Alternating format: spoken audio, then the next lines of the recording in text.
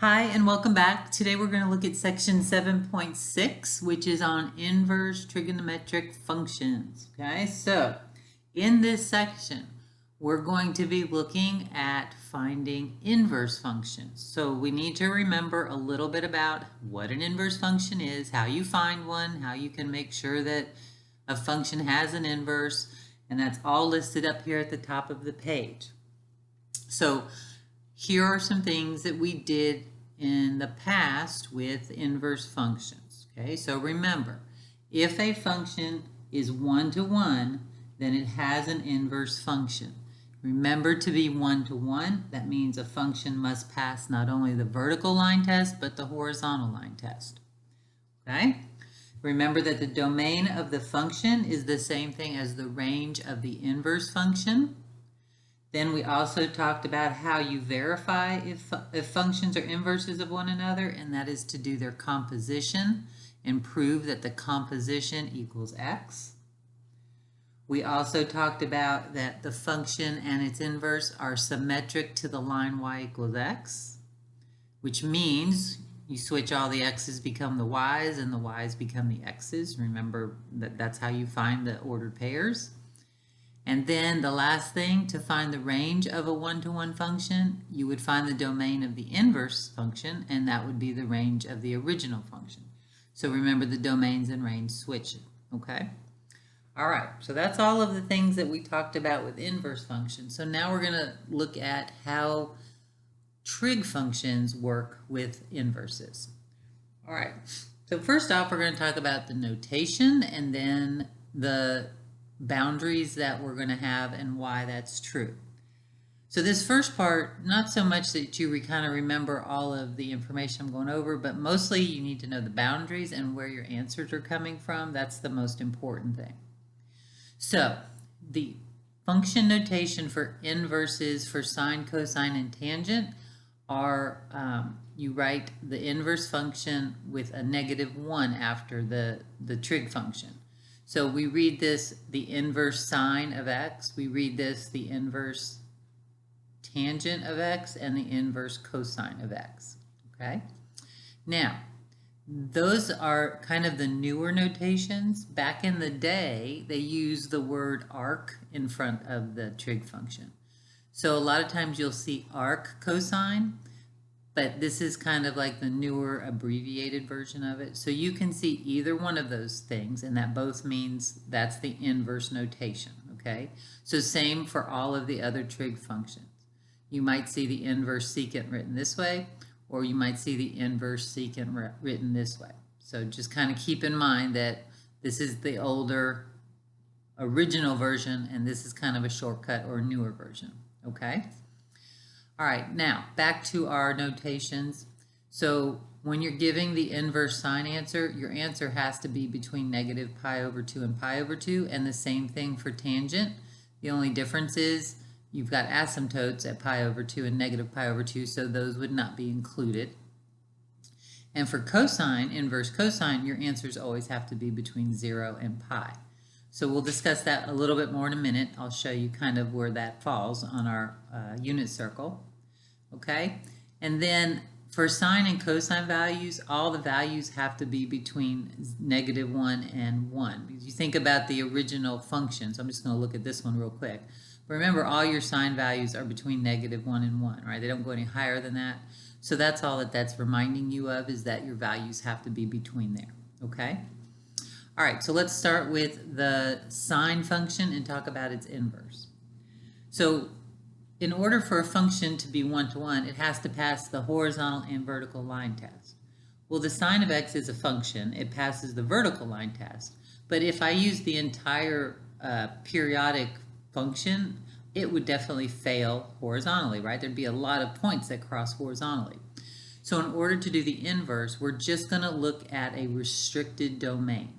And the domain we're going to use for sine and tangent will be between -π/2 and π/2, which we just set up here, okay?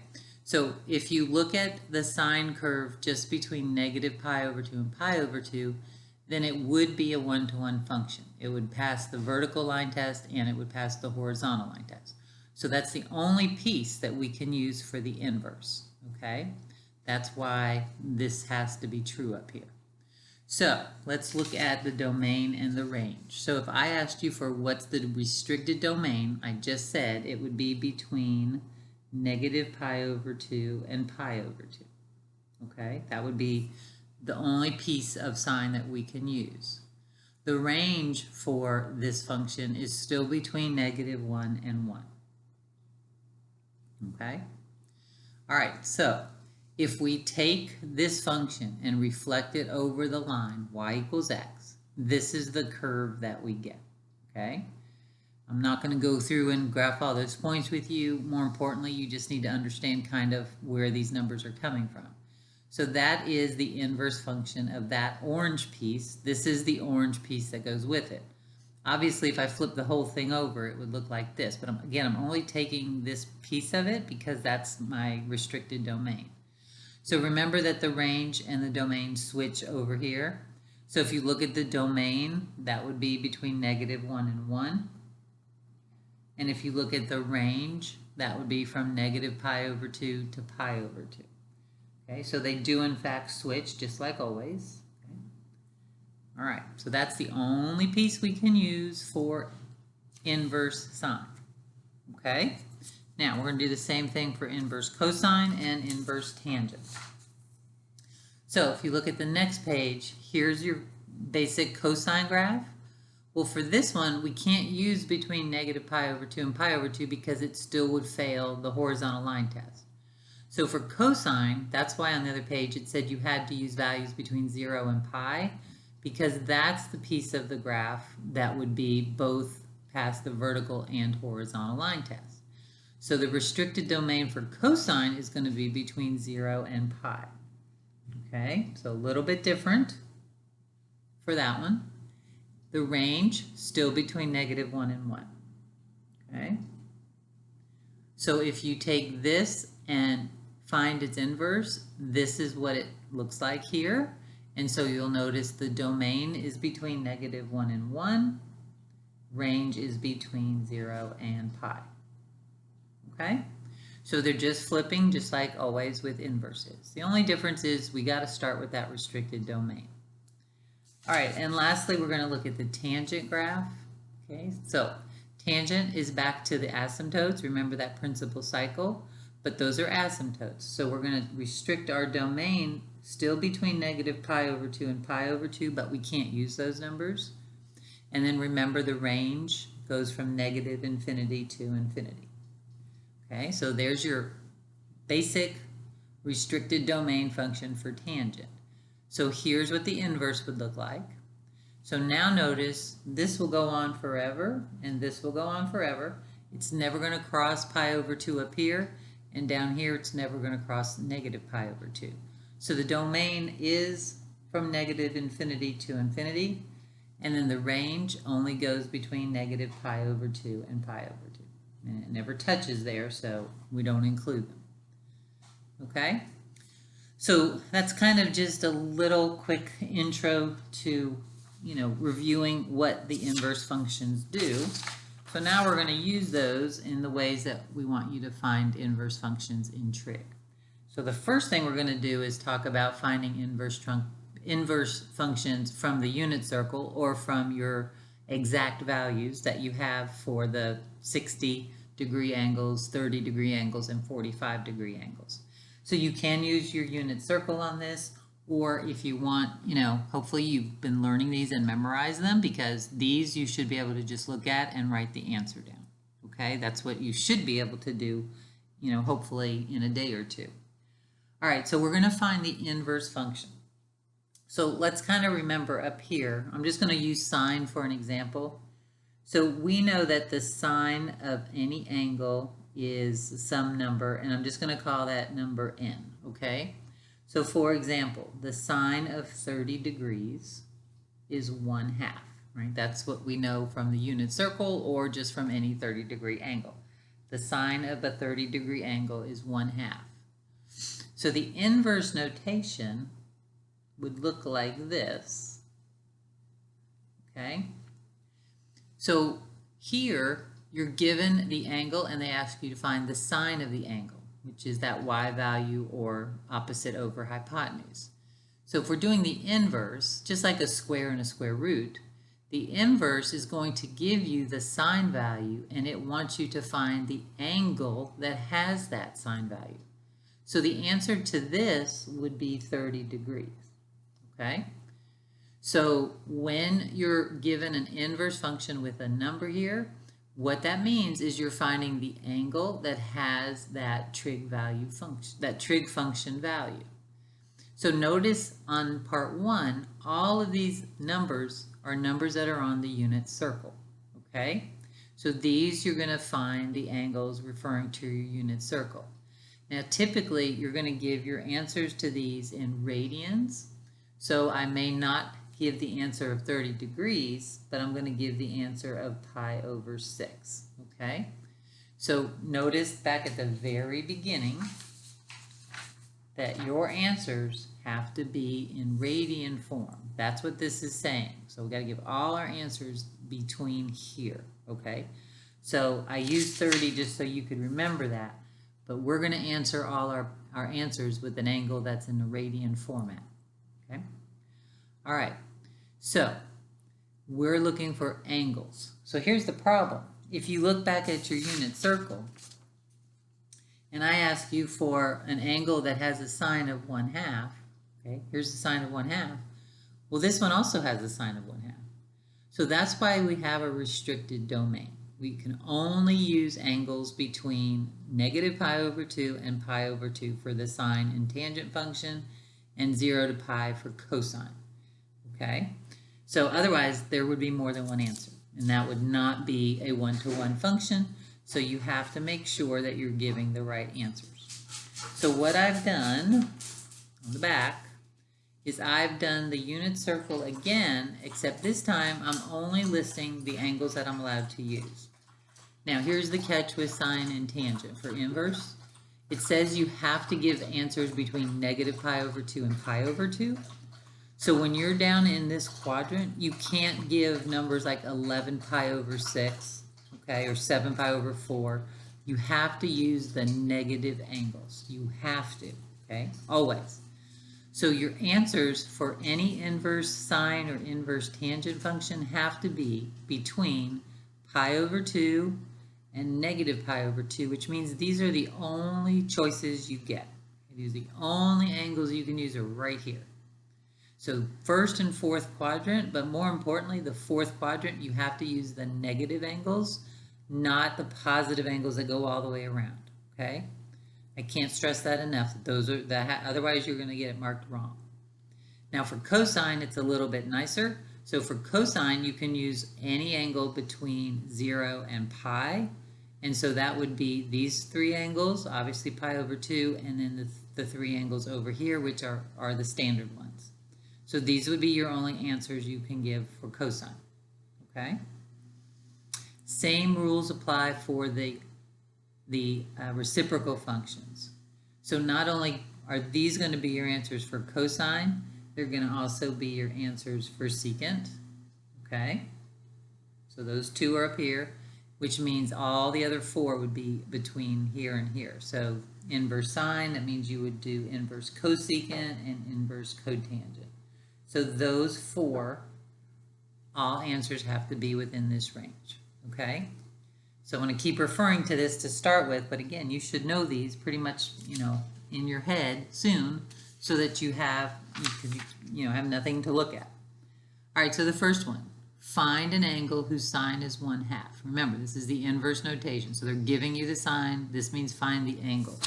So since we're doing sine is 1/2, it's one I just started with, okay? This angle has a sine of 1/2, so your answer would be pi over 6. Okay, let's go across the page. So the cosine, what angle has a cosine of negative 1/2? So cosine, remember, is in the first and the second quadrant. So the angle that has a cosine of negative 1/2 is 2 pi over 3. And then we're going to look at what angle has a tangent of square root of 3. All right, so remember, tangent is y over x. So this is a good time to remind you, when you divide, since all of your denominators on the unit circle are 2, you can just disregard those. So when you're doing tangent, you're going to look at just the numerators. So the tangent of pi over 3 would be the square root of 3 over 1. The tangent of pi over 6 would be 1 over the square root of 3. Because remember, tangent is y over x. So you can disregard those because they're going to divide out if you did it the long way by dividing, so you don't have to do that. All right, so we are looking for the tangent of the square root of 3, so that would be pi over 3, right? Square root of 3 over 1, that's y over x. So that is pi over 3. All right, this one down here, which angle has a cosine of the square root of 3 over 2? Positive, right here. So that would be pi over 6. So again, most of these you should be able to, you should just know these, but if not, use the circle until you get the hang of it. All right, now, arc sine of negative square root of 3 over 2. So negative square root of 3 over 2 for sine is down here, okay? So remember, sine and tangents are positive up here, sines and tangents are negative down here. So negative square root of 3 over 2 would equal the angle of negative pi over 3. Remember, you cannot call that, it's positive number, right? You can't call this 5 pi over 3, but you have to use the negative angles, okay? Even though they're one and the same, it's just not the way you do it with inverse functions. Okay, and the next one, arc cotangent of negative 1. Well, we know that our tangent values are 1 at the pi over 4 angles when you divide the same number by the same number. So cotangent would be x over y, still equals 1, but we need the negative, so that would be negative pi over 4, okay? Always use the negative angles. All right, cosecant of negative square root of 2. All right, so remember the cosecant is the reciprocal of sine. So we need to know where the sine is 1 over the square root of 2. Well, remember, 1 over the square root of 2 is the same thing as the square root of 2 over 2, right? So these are the reciprocal functions. So if I need to find where the cosecant is square root of 2, that means I'm looking for where the sine is negative square root of 2 over 2. Okay, those are reciprocal, it's the same angle. So you can do it either way, but most of the time it's easier to do sine and cosine because those are the numbers on the unit circle. Okay, so just remember, I'm looking for this reciprocal, which the reciprocal really is this, but this is the way we write it to rationalize. So these are one and the same angles. So where is the sine equal to negative square root of 2 over 2? That would be down here. So that would be a negative pi over 4. Okay. Where is the secant negative 2 over the square root of 3? Well, the reciprocal of that, which would be the cosine, would be square root of 3 over negative 2. That's negative. So again, it's easier to look for this on the unit circle, but same exact angle. So where is the cosine negative? That would be over here. So that would be 5 pi over 6. Okay, so you know you're getting good at these when you don't need to keep looking at that unit circle. All right, tangent, remember, is y over x, and it's negative, which means we're going to be down in the 4th quadrant. So y over x, 1 over the square root of 3. So that would be this one, which is negative pi over 6. All right, cotangent, negative, so that's again in the 4th quadrant. Cotangent is x over y. So we're still at that same angle because here's x over y. That is cotangent. So that is also negative pi over 6. Should make sense. Those are reciprocals, so they would be the same angle, right? All right, arc cosecant of 2, that would be the reciprocal of sine of 1/2, right? That's how those work. So where is the sine equal to 1/2?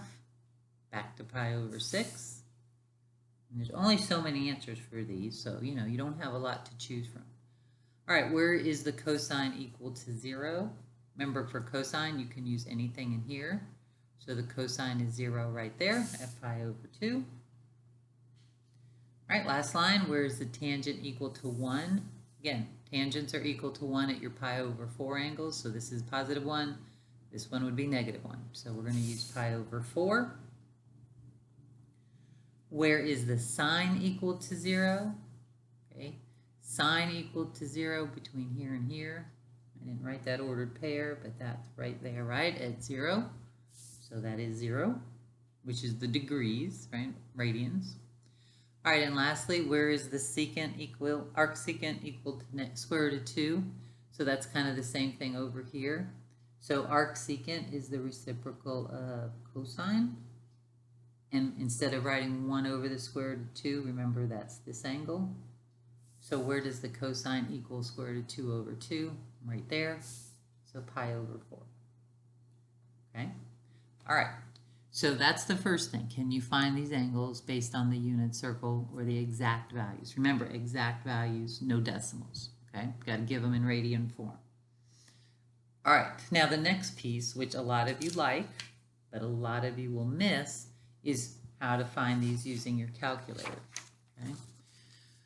The problem with this is you don't pay attention to how to put it in your calculator, and then you'll forget by test time, and if you put it in backwards, and you're going to get the wrong answer, and you're still going to get an answer, and there's really no way to check it. So you really do need to make sure you put these in the right way. All right, so if you're using the calculator, first off, you're going to use the new notation with the -1. Okay, so those are the buttons on your calculator. So whether or not you're finding arc, sine, or sine inverse, you're going to use the second functions right here. Okay, so your second key and then that. So as long as you're doing sine, cosine, and tangent, you just do second that button and then push in your number, and that's good. Problem is when you do the other three. Okay, so be very careful when you're doing arcsecant. You're going to you don't have an arcsecant button, so you're going to start always with the inverse button, and then you do 1 over the number in the problem. Now remember, for these, your numbers have to be between -1 and 1, which means for the inverse ones, remember the graph for the inverse, like this. So you're going to use numbers that are either bigger than 1 or less than -1. So we say absolute value has to be greater than 1. So you use nothing that's between -1 and 1. So that's why that's there, okay? So that has to do with the graphs that we've done already. All right, so we're in radians, so make sure your calculator is in radian mode and not degree mode, first off. Okay, so go to your mode and make sure you put it on radian and not degree. So for this test, you're going to have to switch back and forth, so be very careful. Remember, if you're given radians, make sure you're in radians. If you're given degrees, then you want to be in degrees. All right, so we're in radians. All right, so the first few, I'm going to go down the column because it's easier with the calculator. So we're going to do the inverse sine of 0.3, so second sine, and then you just put in 0.3, just like that. So that gives you your answer, and we're going to round 4 places, it says, so 0.3047. Okay, now, cosecant. I don't have this button. Cosecant is the inverse of sine. So I'm going to start with sine, and then you do 1 divided by this number. So 1 divided by 4.1. That's how you find it. Okay, so 0.2464. Okay. All right, arctangent, we do have that. So second tangent of 0, we get 0. Inverse cotangent of 1.5, so second tangent, and then 1 over 1.5. So 0.5880. Okay. All right, next one's tangent of 54, inverse tangent, so second tangent of 54, 1.5523.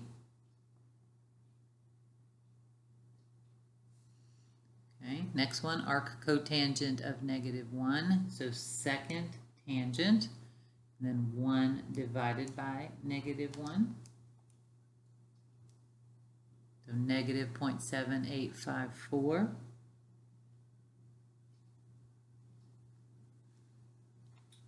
Inverse cosecant of 0.5 would be second sine, and 1 divided by 0.5. Okay, we have an error. Why? Because remember, cosecant, the numbers have to be bigger than 1 or less than -1. So this would be undefined. Your calculator's telling you that. Okay. Can't use a number between 1 and -1. Those would be sine values, but not cosecant. All right, inverse sine. So second sine, -0.95. -1.2532. Okay. All right, and then the last column, arc cosine of 0.83, so second cosine of 0.83, 0.5917. Make sure you're rounding correctly. Arc secant would be second cosine, and then 1 divided by -2, 2.0944. Okay. Arc cotangent of 20, second tangent, 1 divided by 20.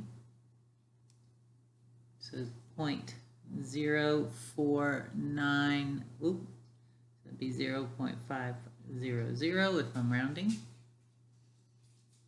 And then the inverse secant -17, so one last time, second cosine, 1 divided by -17, 1.6297.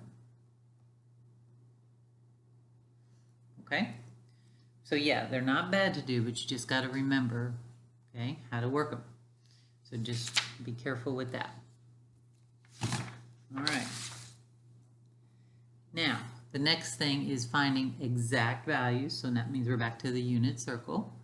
Okay. So these are composition functions. So just like any composition, you're going to do the inside first and then do the outside. So it's a two-step process. So look at part A. We're going to leave the cosine there. And we're going to find the inverse sine of 1/2. Okay, so again, if you need your unit circle, go to that. Which angle has the sine of 1/2? So that would be pi over 6. So I'm going to fill that in. So that's the answer for that. And now we're going to find the cosine of pi over 6. Well, the cosine of pi over 6 is the square root of 3/2. So that's your final answer. Okay? So B, I'm going to leave the tangent out there. We're going to find an angle that has a cosine value of -square root of 3/2. So that's over in the second quadrant. Cosine is -square root of 3/2 at 5 pi over 6. Okay. So now we got to find the tangent of 5 pi over 6. So I will show you that. So the tangent of 5 pi over 6, remember, is y over x. So 1 over -square root of 3. I'll write it that way first. 1 over -square root of 3. And then we have to rationalize that. So we're going to end up with -square root of 3/3. Okay, that's the way you write it.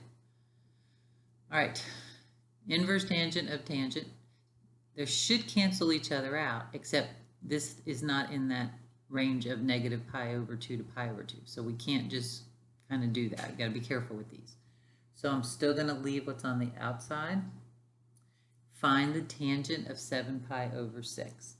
So the tangent of 7 pi over 6 is -1 divided by -3. So that's 1 over the square root of 3. Okay. And now I need to find what angle has that. Well, the angle that has that is in the first quadrant, and the tangent of 1 over the square root of 3 is simply just pi over 6. So it's not going to always be the same thing because, again, remember your answers have to be between -pi/2 and pi/2. All right, same thing here. But this one, notice, is in that range of cosine, so this will be my answer, but let's just go through it. So inverse cosine, remember the cosine of pi over 4 is the square root of 2/2. So what angle has the cosine of square root of 2/2? That would be pi over 4. So when you have the double thing like this, your answer will be this angle as long as it's in the range of where your answers are supposed to be. This one was not. Okay, this is in the third quadrant, so that can't be my inverse answer. All right, last one. Secant, leave it. All right, find the angle that has the sine of negative square root of 3 over 2. So that's down in the fourth quadrant. Okay, which is going to be negative pi over 3. Now, what is the secant of negative pi over 3? So look at your ordered pairs. The secant is the reciprocal of cosine. So that would be 2 over 1, which is 2. So again, the better you are at knowing these radian degrees and where they are and their cosine and sine values, this becomes a very easy section. If you're still struggling with that, then not so much. All right, now the last two topics are a little bit harder, but again, these are going to be asked of you. So the first one is rewriting trig functions as an algebraic expression. So this means your answers are going to have x's in them, so you're not solving for any numbers, okay? So notice we're kind of doing the same thing that we did, except these numbers obviously are not on the unit circle. So what you're going to do for every one of these is draw yourself a right triangle, okay? Doesn't matter which way, I just always draw them this way. Put in theta, your angle, and now take this middle part and use what you know about cosine. So remember, cosine is adjacent over hypotenuse. And label these numbers in the right spot. So this is adjacent right here, this is opposite, and this is the hypotenuse. So adjacent would be x, and the hypotenuse would be the square root of 5, okay? So we have to find this missing piece. We're going to use the Pythagorean Theorem. So remember, c squared equals, well, I'm going to put x squared plus y squared so that we can use the right values. Okay, so c squared would be the square root of 5 squared equals, I have x, so x squared plus, and I'm looking for this side, right, y. All right, so this is what I have, so I'm going to subtract, well, first off, I'm going to square 5. Square root of 5 squared is just 5. And I'm going to minus the x squared over to this side. All right, now, you got to be careful. You're going to take the square root of both sides, which is just this, and that's all you can do. Okay, you can't undo this. This is one term. So that means this side y is the square root of 5 minus x squared. All right, we're not done yet. That's not our answer. Now we can find the tangent of this angle. So that's what we're doing. So the tangent, what we want, is opposite over adjacent, right? That's tangent. So now we have our sides. So opposite over adjacent. So our answer would be the square root of 5 minus x squared over x. That is the tangent of this angle in algebraic form. So no numbers, just variables. All right, so I got 2 more to do, so hopefully you'll see the pattern after a while. Okay, so I'm going to start with my triangle. I'm always going to put theta right here. So I'm going to use sine to label it. So sine is opposite over hypotenuse. So the opposite side would get the 3, and the hypotenuse would get x. Okay, so this one's going to be kind of hard because we're using x for the hypotenuse. So let's change our Pythagorean theorem to c squared equals a squared plus b squared. That way we won't have the same letters in there, okay? All right, so c is the hypotenuse, so that would be x squared equals, let's just call that b. So here's a squared plus b squared, so 3 squared plus b squared. All right, so we got the x squared, 3 squared is 9, and I'm going to move it over. And then I'm going to take the square root of both sides. So this is where some of you mess up. When you take the square root, this is what you get. That is not x minus 3. Okay, you can't break up a binomial like that. That's not the same. This is x plus 3, x minus 3. That's not what you get. Okay, so please remember, every time you take the square root, you're done. That's the last step. No simplifying. So there's side B, square root of x squared minus 9. All right, so now you have your three sides in terms of x. So what are we looking for? We're looking for the cosine, which is adjacent over hypotenuse. So here's your adjacent side and here's your hypotenuse. So we would write the square root of x squared minus 9 over x. Okay. All right, one more time. Now, notice that we always had a fraction because your trig functions are a ratio. So notice in this one we only have 9x, so you got to think of that as 9x over 1. So every one is going to have two parts. And the tangent is opposite over adjacent, right? All right, so when you draw your triangle, here's theta. So opposite would be this side, which would be 9x, and adjacent would be this side, would be 1. All right, so we're going to do c squared equals a squared plus b squared. This time we're looking for the hypotenuse, c. So c squared will equal 9x squared plus 1 squared. 9x squared is 81x squared, and 1 squared is 1. Take the square root and you'll be done. Okay, so that's this side. All right, so what are we looking for? We're looking for the sine. The sine is opposite over hypotenuse. So we're going to take this over this. So our answer would be 9x over square root of 81x squared plus 1. So they're not, necessarily hard. What I think you guys mess up on is trying to reduce this. So just remember that last step, when you take the square root, you're done. You can't simplify that anymore. As much as you want to, it doesn't work. Okay, so that's almost the end. So let's look at one more thing.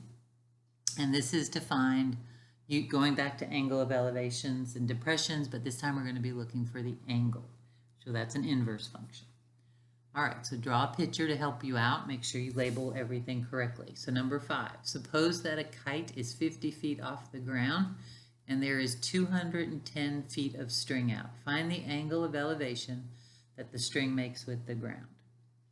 All right, so we're always going to have a right triangle. Here's the kite, right? And it is 50 feet off the ground, which means this is 50. And the string, obviously the string is always the diagonal on a kite, right? So this is 210. And it wants us to find the angle of elevation that the string makes with the ground, okay? So we're going to call that theta. That's the angle we're looking for. So you always have 3 things, so use your trig function. So using this angle, you have the opposite side over the hypotenuse. So the sine of the angle is the opposite side over the hypotenuse, okay? So we are looking for the angle. So since we need to take the inverse of this to undo it, just like if this was theta squared, we would take the square root. So to undo the sine, we would take its inverse, okay? That is how we undo it. So the inverse of this cancels out, and so we're left with theta. Then we would have to take the inverse of this as well. Okay? All right. Now, we're going to put this in degrees because we want our angles in degrees so we can, understand what that is. So let's go back to our calculator, go back to mode, and let's put this back in degree mode. Okay, so I'm doing the inverse sine of 50 over 210. So second sine 50 divided by 210, just like that. And that will give me the angle, 13 degrees. So 13 point, I think it said what to round to, did it? No, let's just go out a couple. So 13.77 degrees. Okay, now, you could do it in radians, but I believe in Hawks, it wants you to give the answer in degrees. So just read the problem. If it says give your answer in radians, and just be in radian form. We'll do these in degrees because that's typical to what you'll have to do. All right, look at number 6. From the top of a 90-foot lighthouse. So again, I try to always draw my triangles the same way to make my life easier. So here's the lighthouse. It's 90 feet tall. A small boat is spotted 900 feet away from the base of the lighthouse. So here's the boat. So it is spotted 900 feet away. So here's the base of the lighthouse, right? Find the angle of depression from the top of the lighthouse to the boat. Okay, so remember, angles of depression start with a horizontal and go this way. So there's your theta, okay? That's what you're looking for. Not this angle. This is an angle of depression. Remember, you never make an angle in trig to a vertical line. You always make your angles to a horizontal line. So remember, in geometry, this angle would be the same measure as this angle, okay? Because these two have to add up to be 90. And so these two also have to add up to be 90. So these are the same. So this is theta. So angles of elevation and depression kind of always are the opposite of one another. All right, so we have this time opposite side over adjacent side. So that is the tangent of the angle. So tangent of this angle is opposite over adjacent. We're going to take the inverse of both sides to undo that. So this side leaves me theta, and then I'm going to take the inverse of this side as well. Okay, so in your calculator, you're going to do second tangent of 90 over 900. So that angle is 5.71 degrees. Okay. All right. Last one. The Eiffel Tower is 1,063 feet tall. Here's the Eiffel Tower. That's the height of it. A measurement is taken of the length of the shadow of the tower, and it's found to be 310 feet. Shadows are on the ground. So this is the shadow. Here's the angle. Okay, approximate the angle of elevation to the sun. So angle of elevation goes from the bottom up. Still got tangent, opposite, adjacent. So we're still doing tangent for this one. Opposite over adjacent. Make sure you put your numbers in the right place. Take the inverse of both sides. So this cancels out. Take the inverse over here. Okay, opposite side over adjacent. So second tangent, 1,063 divided by 310. So that angle is 73.74 degrees. Okay. All right. So remember, in trig, and it's a good thing to remember, whenever you're looking for an angle, that's an inverse function. Okay, if you're looking for the sides or a ratio, those are your regular functions. Okay, so that's it for this section. So again, lots for you to work on, lots for you to learn. Let me know if you have any questions. I'm here to help, so please don't hesitate to let me know if you're struggling, okay? All right, work hard, and I'll see you back here next time.